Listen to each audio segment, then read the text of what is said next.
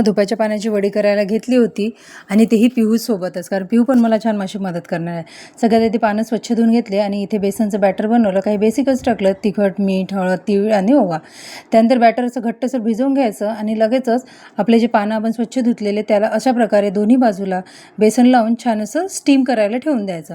तिकडे ते स्टीम होत आहे तोपर्यंत आपला मसाला तयार करून घ्यायचा. मसाल्यामध्ये पण आपलं जे रेग्युलर वापरतो तेच मसाले मी इथे वापरले आणि तुम्ही बघू शकता मसाले भाजतपर्यंत इथे आपली जे वड्या आहेत त्या छानशा अशा स्टीम होऊन आलेल्या आहेत, तुम्ही बघू शकता. त्यानंतर हा मसाला मस्त मिक्सरमधून पेस्ट करून घ्यायचं आणि हो, मसाला करताना ना मी थोडासा कोथिंबीर आणि टोमॅटोसुद्धा वापरते. त्यानंतर आपल्या ज्या वड्या आहेत छानशा अशा फ्राय करून घ्यायच्या. त्यानंतर इथे लगेचच मसाला तयार करून घ्यायचा, पाणी टाकायचं आणि आपलं असं सारण तयार करून घ्यायचं. आणि हो, जेव्हा आपण मसाला भाजतो ना त्यावेळेस थोडं झाकून ठेवायचं, म्हणजे छान अशी तर्री तयार होते. मसाला तयार झाला की छानसं पाणी टाकून द्यायचं. बॉईल झाल्यानंतर आपल्या वड्या टाकून द्यायच्या. आपली भाजी तयार. आवडलं असं तर